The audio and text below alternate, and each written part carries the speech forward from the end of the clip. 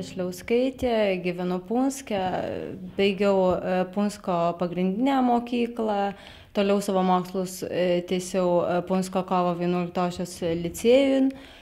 Baigus licėjų nusprendžiau mokslus tęsti Lietuvoje. Taigi įstojau į Kauno Vytauto didžiojo universitetą ir tenai baigiau politikos mokslų ir diplomatijos institute mokiausi, baigiau politikos mokslų ir diplomatijos, įgijau politikos mokslų ir diplomatijos magistro laipsnį. Buvau ponų Aldonos ir Remigijaus Gaškų stipendistė 4 metus ir pabaigus mokslus nusprendžiau grįžti į savo gimtąjį kraštą ir dirbti savo krašto žmonėms. Dirbu dar neseniai, tik tai pusę metų. Kovo pradžioje 2009 metų buvo organizuojamas konkursas ir būtent pavyko man laimėti šį konkursą.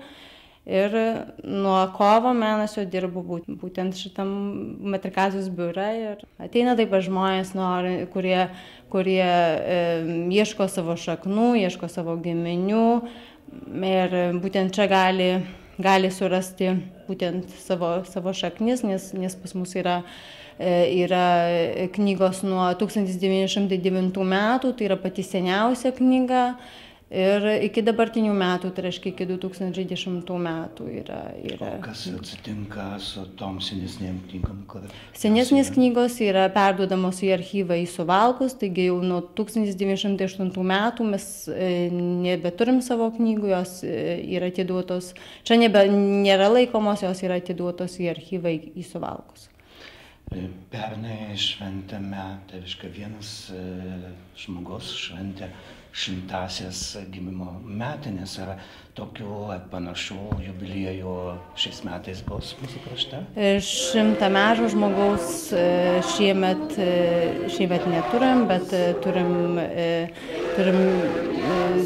žmonių, kuriems ten trūksta 5 metų ar mažiau. Tai tarp tokių žmonių yra Budzeikienė Rožė iš Lyno kieme, kuriai sukaks 95 metai, Maksimavičienė Anelė iš Oškinių, kuriai taip pat sukaks 95 metai, Trinavičius Jurgis 95 metai, Jankauskienė jauna 91 metai, Makauskienė jauna 90 metų. Taigi tokių žmonių, kur iki 90 metų ir virš 90 metų mūsų krašte. Pernai mes visą Lietuvą, visi pasaulio lietuviai šventė Lietuvos vardo 1000-metį. Įdomu, ar mūsų krašto žmonės, atsižvelgdami į šį faktą savo vaikams, dukroms, sūnams, suteikė kažkokius istorinius vardus susijusius su Lietuvos didvyriais, kunigaikščiais.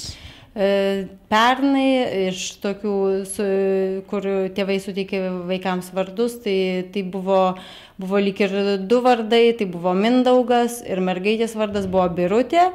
Daugiau lyg ir vardų tokių, kurie būtų susiję su Lietuvos 1000-mečiu, su pačia Lietuvos valstybė, Lietuvos istorija, nebuvo vardų. Taikėsi vardų lietuviškų, tokių vardų kaip Daumantas, Domas, Laisvė, kuris vardas man buvo labai tokias naujas, negirdėtas. Domas šiaip irgi buvo naujas vardas, negirdėtas. Eimantas, Lukas, Jonas, tai va, tokie pagrindiniai lietuviški vardai, kurie buvo suteikti vaikams pernai. Įdomu, ką galima surasti šitoj spintoj geležiniai, čia daug yra knygų, čia archyvas yra, taip?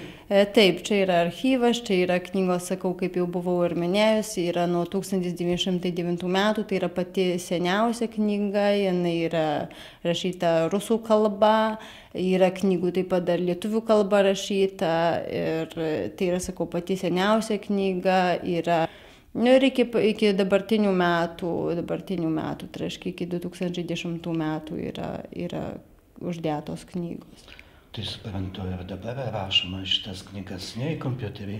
Yra rašoma ir į knygas, ir į kompiuterį. Šiaip esu dar neatsisakius knygų, nors galima būtų rašyti tik kompiuterį, bet gimimo liudijimai būtinai reikia dar rašyti ir į knygas, kadangi tų gimimo liudijimų būna labai nedaug ir daugiausia tai būna transkribuojami tie liudijimai, kadangi tai žmonės dabar ties labai daug išvažiuoja į užsienį ir gimsta vaikai užsienį ir norint, kad čia būtų užrašyta į lenkiškas knygas, tada jie ateina pas mane ir sudeda dokumentus ir tie aktai, tie liudijimai yra įrašyti būtent į lenkiškas knygas. Ir tai vadinama transkripcija. Tai yra transkribuojamas užsienietiškas gimimo liudijimas.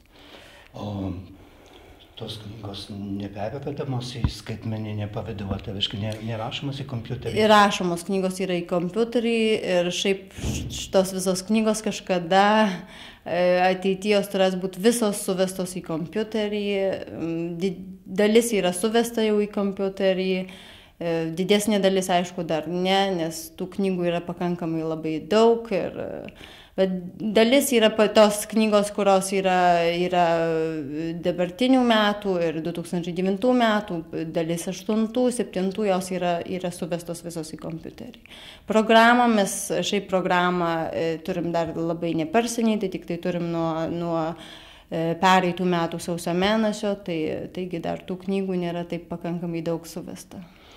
O tie, kurie norėtų ieškoti savo šaknų, ypač tie gyvenantys Amerikoje ar kituose kontinentuose, ar gali tiesiogiai į tave kreiptis pagalbos? Aišku, kad gali ir žmonės kreipiasi pagalbos, norint ieškoti savo šaknų. Mes suteikiam tokią galimybę, yra suteikiamos knygos ir pasitaiko žmonių, kurie ieško savo šaknų, kurie nori surasti ir savo senelius, ir savo prosenelius. Ir jeigu, aišku, tie aktai yra pas mus, tai nėra problemų, galima ateiti ir mes visą laiką padėsim, čia sakau, galima pasižiūrėti tų knygų ir žmonės domisi, ateina žmonės, kurie nori tikrai susirasti savo šaknų, savo giminių ir būtent čia gali tai surasti. Šita vieta vadinasi metrikacijos biuras. Taip, šiemet buvo suteikta 5 civiliniai buvo suteikti.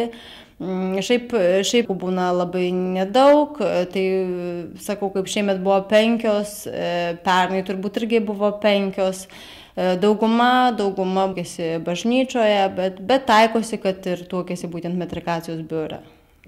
O čia šitam metrikacijos biure dirbti?